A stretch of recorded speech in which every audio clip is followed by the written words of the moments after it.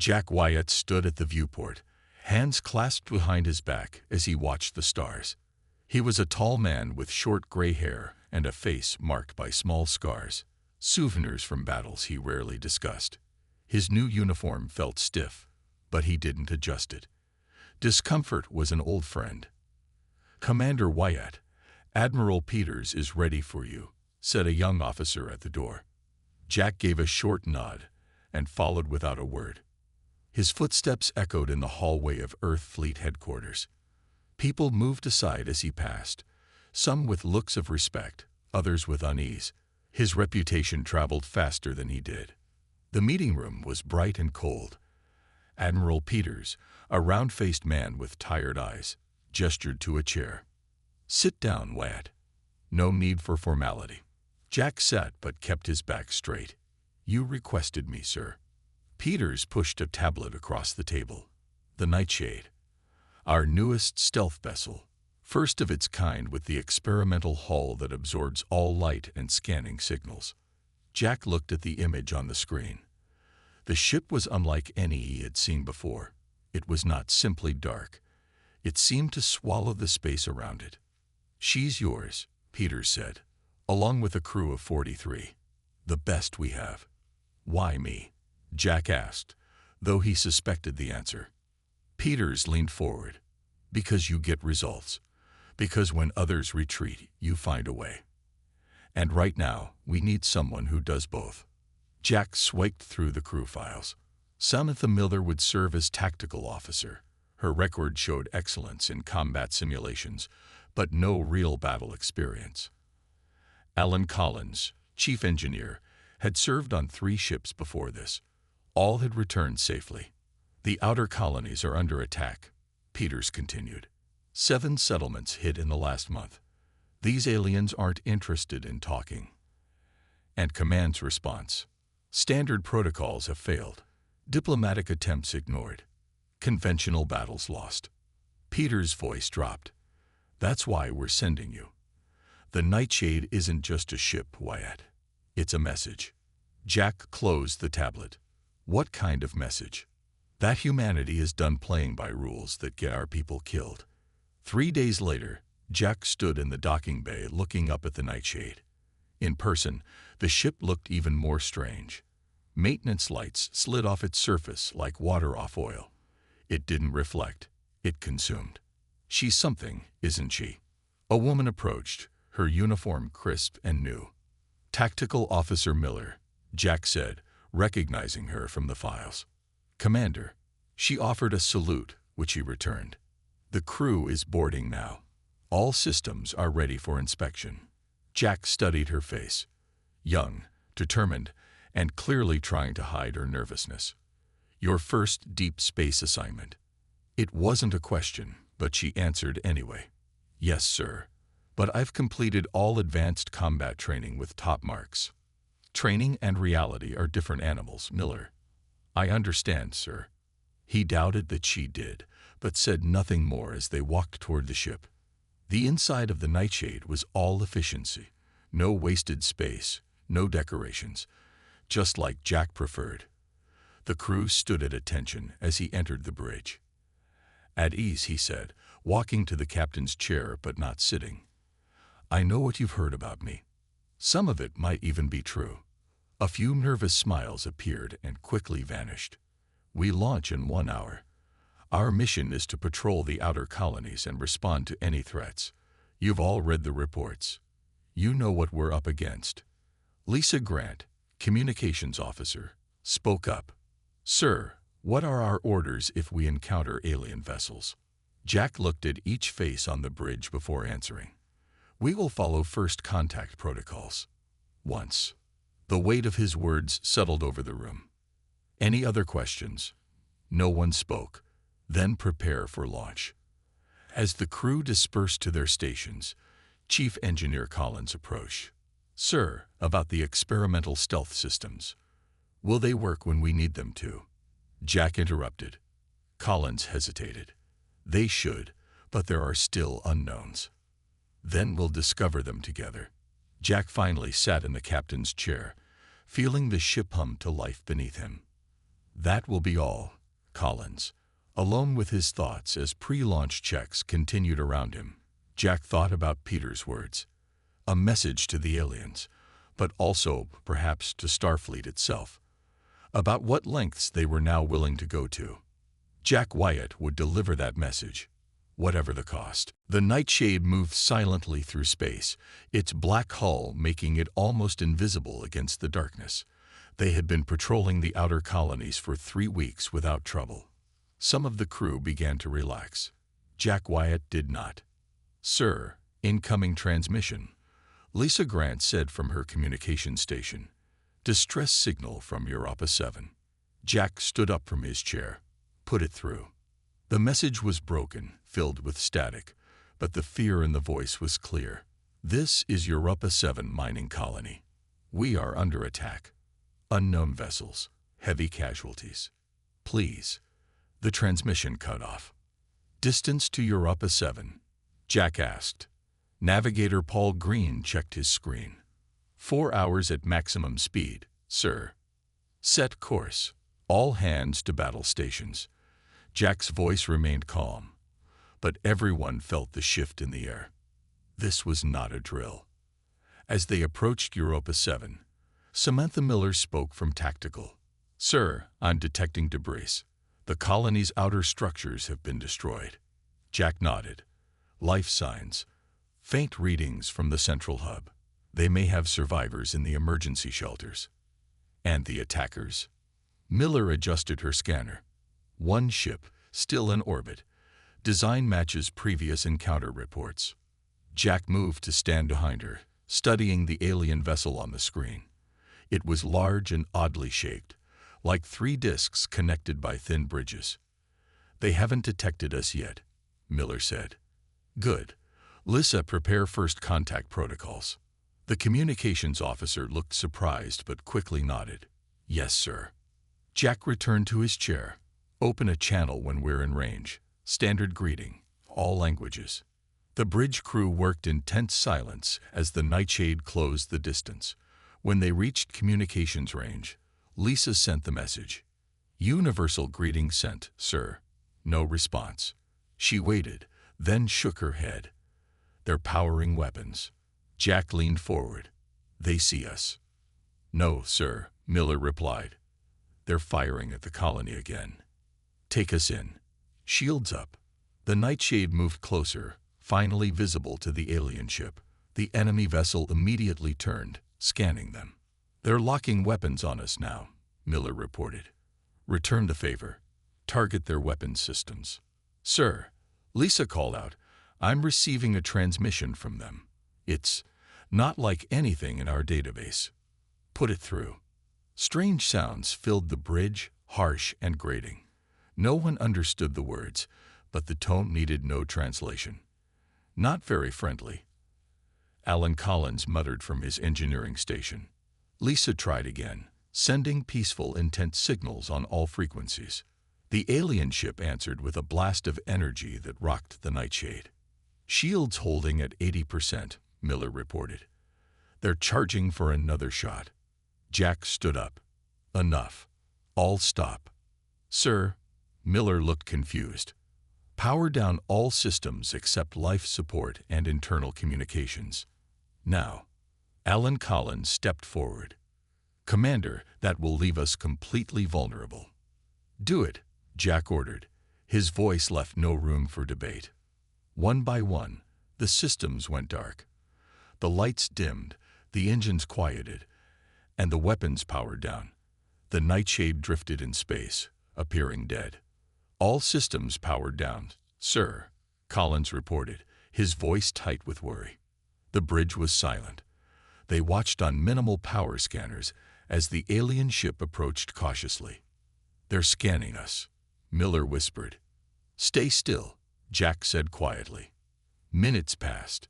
The alien vessel came closer, circling the seemingly lifeless Nightshade like a predator checking if its prey was truly dead. "They're right on top of us," Miller said. Jack waited a moment longer, then said, "Now, all power to weapons. Point-blank barrage." The systems surged back to life, Before the alien ship could react, the Nightshade fired every weapon directly into its hull at close range. The enemy vessel had no time to raise shields. The explosions were blinding. Chunks of alien metal scattered into space. Target weapons disabled. Miller reported, her voice shaking slightly. Their engines are failing. They're dead in space. The bridge crew stared at Jack. No one spoke for several seconds. Frank Martinez, the security chief, was the first to break the silence. "Sir, that was not standard engagement protocol." Jack turned to face his crew. "No, it wasn't. It was effective." "The aliens fired first," Martinez added, nodding slowly. "Yes, they did." Jack sat back down. "Scan for survivors in the colony. Prepare a rescue team." As the crew followed his orders, Jack noticed the looks they exchanged. Some showed approval, others concern. He had expected this. "Miller, keep weapons locked on that ship. If it so much as twitches, finish it off." "Yes, sir." Jack knew this was just the beginning. His tactics would be questioned, but the results spoke for themselves. The alien ship was crippled. His crew was safe, and they might still save colonists below. In war, Jack believed, success was the only true measure of a strategy's worth. The large meeting room at Earth Fleet headquarters was cold and quiet.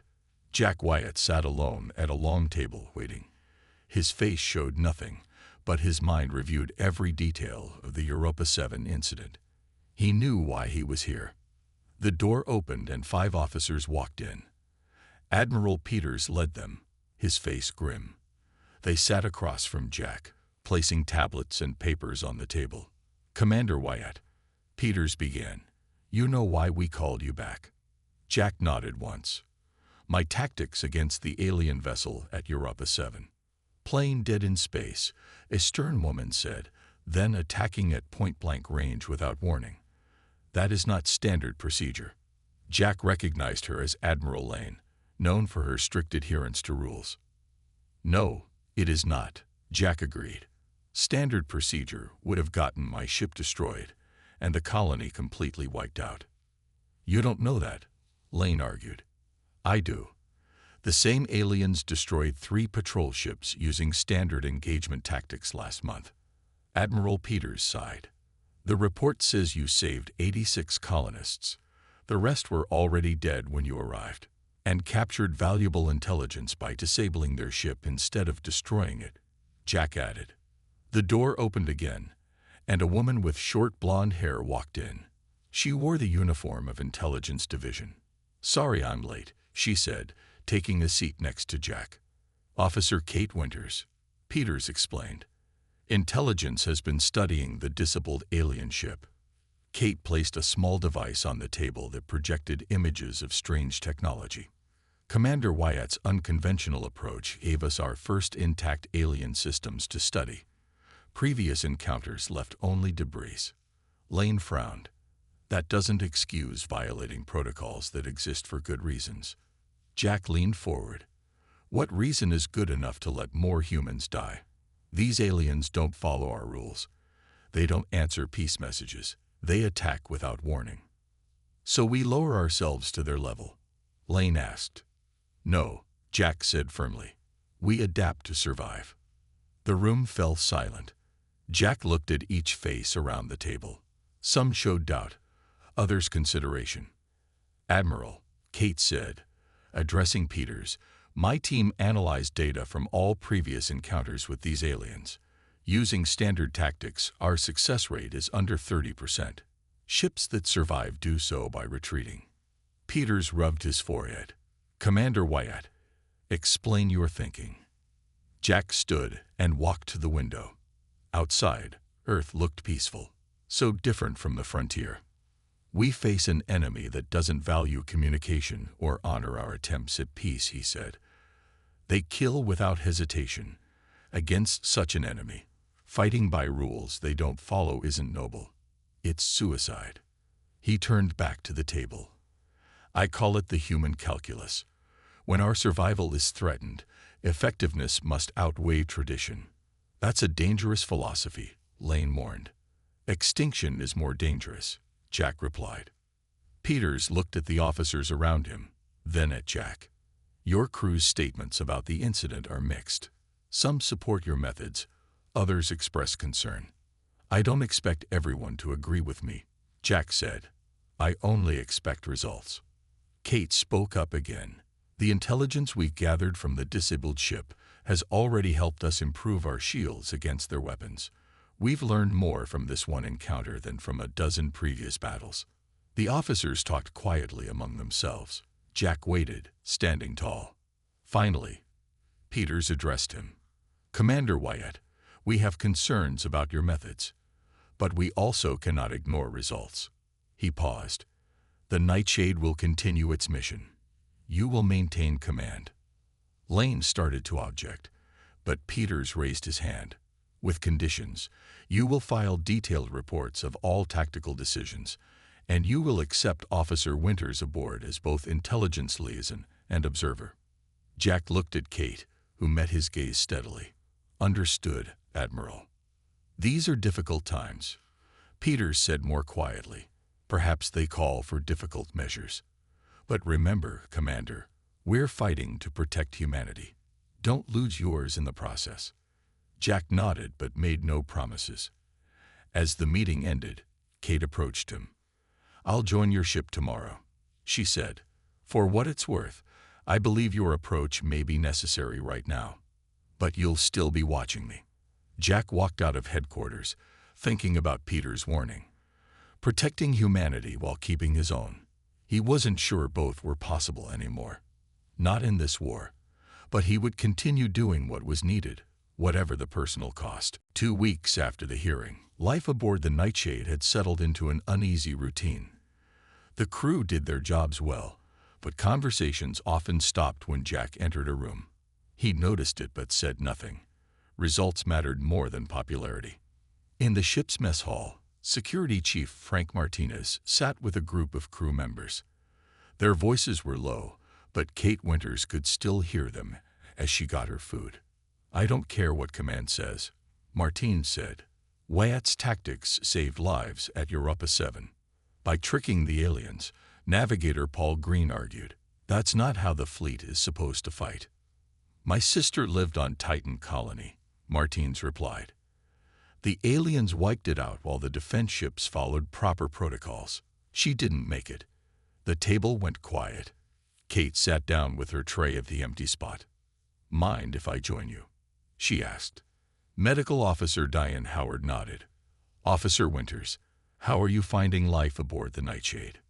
Different, Kate admitted. Interesting. Martinez leaned forward. You're here to spy on Wyatt, right? Report back if he breaks too many rules. Kate met his eyes. I'm here to observe and provide intelligence support. The commander's methods are effective. That doesn't mean they don't need oversight. We were talking about Europa 7, Green said. Some of us have concerns about the commander's approach. I don't, Martinez said firmly. The aliens killed my sister. They don't deserve our mercy. Howard shook her head. That's exactly the kind of thinking that worries me. Once we start deciding who deserves mercy, where does it stop? When humans stop dying, Martinez answered. The conversation halted as Jack walked into the mess hall. He got his food without looking at anyone, then sat alone at a corner table. Kate noticed he always chose spots with his back to a wall, facing the exits. See, Green whispered. He doesn't even try to connect with the crew. He doesn't have to be our friend, Martinez replied. Just our commander. Kate excused herself and walked over to Jack's table. Mind if I join you, Commander? He gestured to the empty chair. You're hearing the debates among the crew. It wasn't a question. Kate nodded anyway. They're divided about your methods. I know. Jack took a bite of his food. Martinez approves. Green and Howard don't. Collins is on the fence. Every ship has these divisions. Most commanders try to build unity. Jack looked at her. Unity around what? Comfortable lies that we can win this war by following rules the enemy ignores. Kate studied him. You truly believe conventional tactics will fail? I know they will. I've seen it. Jack put down his fork. Have you analyzed the data from the alien ship yet? Yes. Their technology is advanced, but differently than ours. They focus on weapons over shields. All attack, minimal defense. That tells us something about them. Kate nodded slowly. They don't expect to be hit back, or don't care if they are. Jack's tablet beeped. He checked it and stood up quickly. Bridge, now. When they arrived, Lisa Grant was at her station. Sir, we've intercepted communications between alien vessels. They're encrypted, but parts are coming through. Show me. Strange symbols filled the main screen. Kate moved closer, studying them. I recognize some patterns from the captured ship's database, she said. These look like coordinates. And this, she pointed to one symbol. This appeared repeatedly in their weapon systems. They're planning an attack, Jack concluded. Lisa nodded. Based on the star coordinates, they're targeting Proxima Centauri colony. It's one of our largest settlements. How many ships? Jack asked. The transmission suggests at least 6 vessels, maybe more. The bridge fell silent. Everyone knew what 6 alien ships could do. Contact command, Jack ordered. Sir, Lisa replied, the nearest fleet vessels are 3 days away from Proxima. We're the closest. And just one ship, Navigator Green said quietly. Jack looked around the bridge, at the faces of his crew. Some showed fear, others determination. We're enough, he said. Officer Winters, join me in my ready room. The rest of you, plot a course to Proxima Centauri, maximum speed. In his ready room, Jack turned to Kate. I'm going to propose a plan that Command won't like, but it's the only way to save that colony. What kind of plan? Kate asked. The kind that will test everyone's ethical boundaries, Jack replied. Including yours. The senior officers gathered in the Nightshade's conference room. The star map showed Proxima Centauri and the surrounding space in blue light. Jack stood at the head of the table, waiting until everyone was seated. 6 alien warships are heading to Proxima Centauri, he began. The colony has 20,000 civilians and minimal defenses.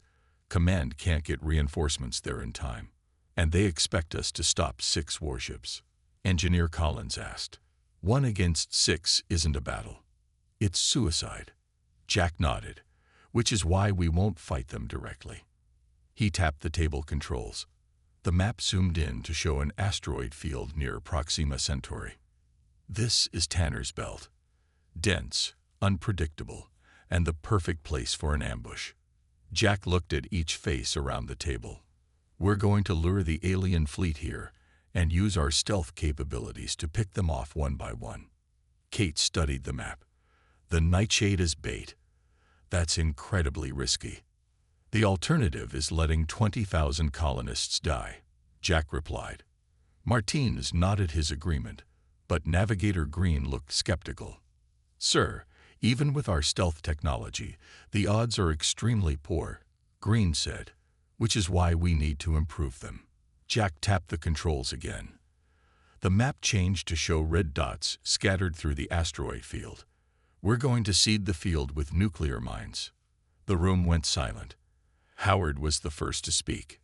Nuclear mines are prohibited in asteroid fields, she said quietly. The chain reactions could be catastrophic and unpredictable. And did Command authorize this? Kate asked, already knowing the answer. Jack met her eyes. No, I haven't asked them. Collins stood up suddenly. Commander, I checked our weapons inventory this morning. We're already missing 5 tactical nuclear devices from storage. The others looked at Jack in shock.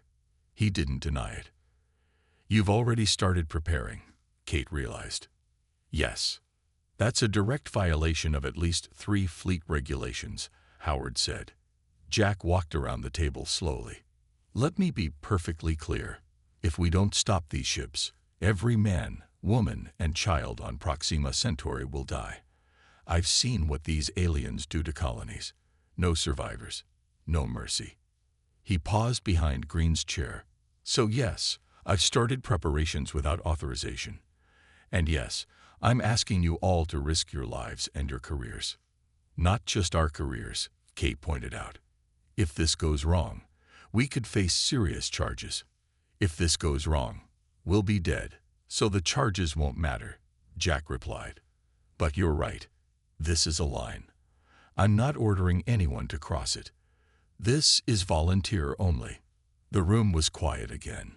Each officer looked down at the table or at the star map, weighing their choices. Martinez broke the silence.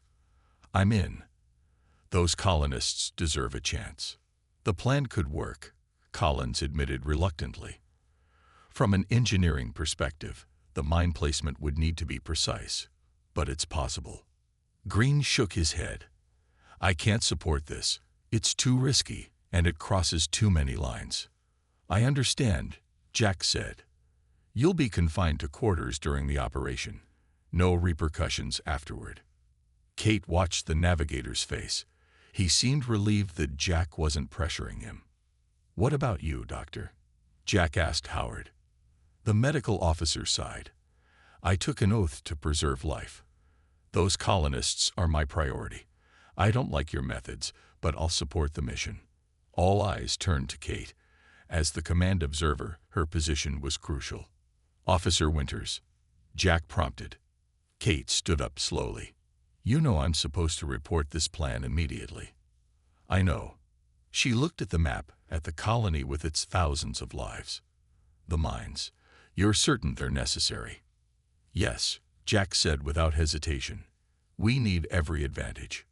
Kate made her decision. Then we better make sure we place them correctly. Jack's expression didn't change, but there was a slight relaxation in his shoulders. Collins, work with Officer Winters on the mine placements. Martinez, prepare security teams for possible boarding actions. Howard, ready medical for casualties. The meeting broke up, officers hurrying to their stations. Kate stayed behind with Jack. You know what happens if this fails, she said. Jack nodded. And if it succeeds? Then 20,000 people live, Kate replied. And we all have to live with what we did to save them. I can live with that, Jack said. His eyes told her he had made such bargains with himself before. As Kate left, she wondered if she could say the same. The nightshade hung in space at the edge of Tanner's Belt asteroid field. On the bridge, Jack watched the main screen as the final mine was put in place by a small drone. Last mine activated, Collins reported from engineering. The field is set. Jack nodded. Any sign of the alien fleet? Long-range scanners show them approaching Proxima, Kate said from her station. 20 minutes until they're in range of the colony. Jack stood up. Time to get their attention. Tactical, arm-forward weapons. Communications, prepare the message we discussed. The crew moved with quick efficiency. Despite their doubts about the plan, they worked as one. Message ready, sir, Lisa Grant said. Send it. Lisa pressed her controls. Broadcasting on all frequencies they've responded to before. In their language and ours. They waited. Jack didn't pace or fidget. He simply stood, watching the screen. Sir, Kate called out. They've changed course. All 6 ships. They're heading toward us. Martinez smiled grimly. The bait worked. They took the challenge, Jack agreed. They couldn't resist. The message had been simple, a direct insult to the aliens, claiming humans had learned how to destroy their ships easily, and challenging them to face the nightshade that had crippled one of their vessels before. Time until they reach us? Jack asked. 12 minutes, Kate replied. Jack turned to face his crew. Everyone knows their positions. We lead them into the prepared zones, trigger the mines, and attack when they're disoriented. The Nightshade's stealth capabilities are our advantage. They won't see us until it's too late. The crew nodded. Their faces showed determination mixed with fear. Take us in, Jack ordered. Half power, make it look like we're damaged. Like we're running scared. The Nightshade moved into the asteroid field. Large rocks and chunks of ice floated around them, creating a maze of natural cover. "They're following," Kate reported. "All 6 ships in pursuit formation." "Perfect," Jack said quietly. "Helm, take us to Zone 1. The ship moved deeper into the field, weaving between asteroids with practiced precision. Behind them, the alien vessels followed, their weapons hot but not firing yet. "They want to catch us," Martinez observed, "not just destroy us." "They're curious," Jack agreed. "Good." The Nightshade reached the first prepared zone. Jack gave the signal, and Collins activated the first set of mines. Massive explosions lit up space, catching 2 alien ships in the blast. One broke apart immediately. The other spun out of control, damaged. "One down, one crippled," Kate reported. "The others are spreading out, looking for us." "Now we hunt," Jack said. "Full stealth mode. Bring us around to Zone 2. For the next 30 minutes, the battle was a deadly game of hide and seek. The Nightshade used the asteroids as cover, appearing just long enough to fire or trigger more mines, then vanishing again. The alien ships became increasingly desperate, firing wildly into the field. "Sir," Collins called over the comm, "their weapons are causing chain reactions in the asteroid field. Stability is decreasing." "Understood," Jack replied. "Status of enemy ships: 3 destroyed, 1 heavily damaged, 2 still operational," Kate reported. Suddenly, the ship rocked violently. Warning lights flashed across the bridge. "Direct hit, port side," Martinez shouted. "They got lucky." "Damage report," Jack demanded. "Hull breach on decks 4 and 5. Collins responded, his voice tight. "Emergency force fields holding but failing. We've lost 4 crew members, 6 more injured." Jack's face remained impassive, but his knuckles whitened as he gripped the console.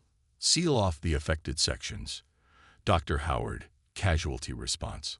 "Already moving, sir," Howard's voice came over the comm. Before Jack could give another order, a second hit rocked the ship. "They've adapted their scanning," Kate warned. "They're starting to see through our stealth at close range." Jack made a quick decision. Time for the final trap. "All remaining mines, prepare for simultaneous detonation. Take us to the center of Zone 3. "That's too close," Collins protested. "We could be caught in the blast." "It's our only option," Jack replied. "Do it." The Nightshade moved deeper into the asteroid field, drawing the remaining alien ships after it. When they reached the center of Zone 3, Jack gave one command: "Now." The final mines detonated in sequence, creating a massive chain reaction throughout the asteroid field. The ship shuddered as the shock waves hit it. On the screen, they watched as the last alien vessels were torn apart by explosions and asteroid collisions. When the chaos settled, Kate ran a scan. "All enemy ships destroyed or disabled, sir." The bridge crew should have cheered, but no one did.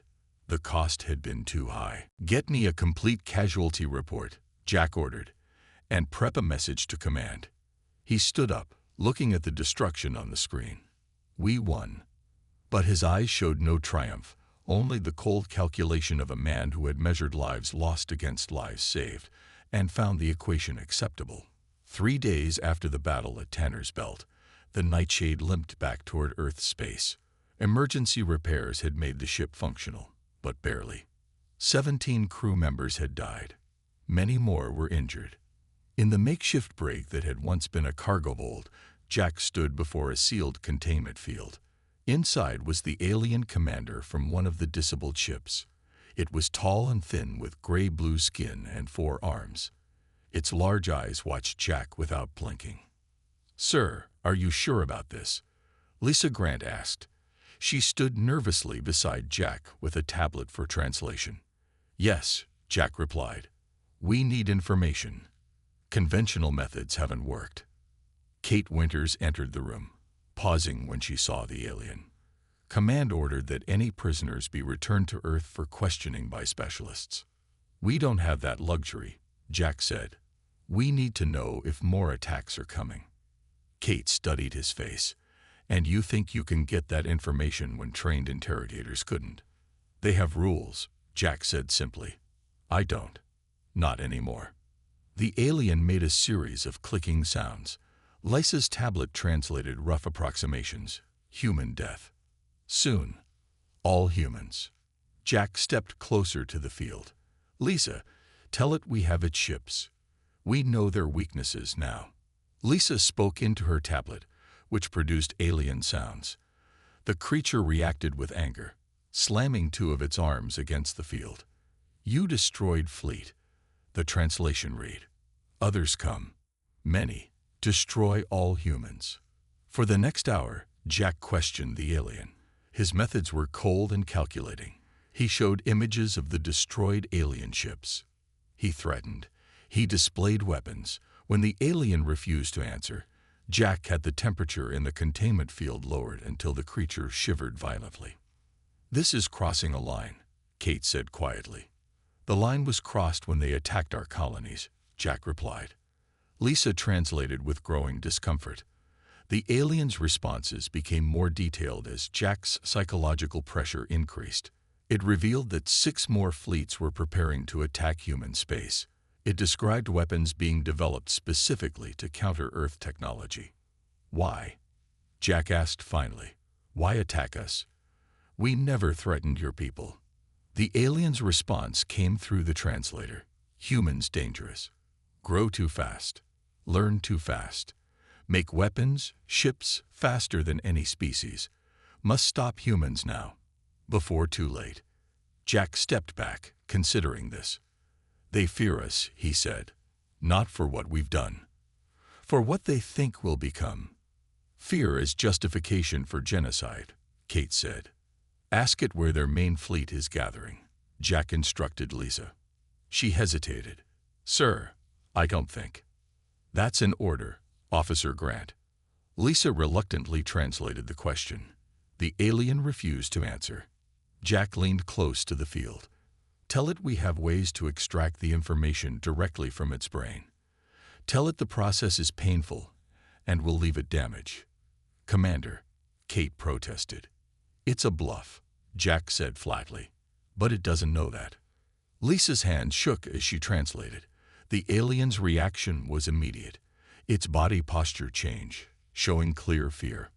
Over the next 20 minutes, the creature revealed details about the alien fleet movements, base locations, and attack plans. Jack recorded everything, his face showing no emotion, not even victory. When the interrogation ended, Jack ordered the alien returned to its cell with food and medical attention. As they left the brig, Lisa stopped in the hallway, visibly upset. That was wrong, she said. We're supposed to be better than them. Were the methods harsh? Yes, Jack replied. But now we know where they'll attack next. We know how to find their bases. That information will save millions. At what cost? Lisa asked. To them. To us. Jack looked at her directly. Their fear of us will now become a self-fulfilling prophecy. Kate, who had been silent, finally spoke. What do you mean?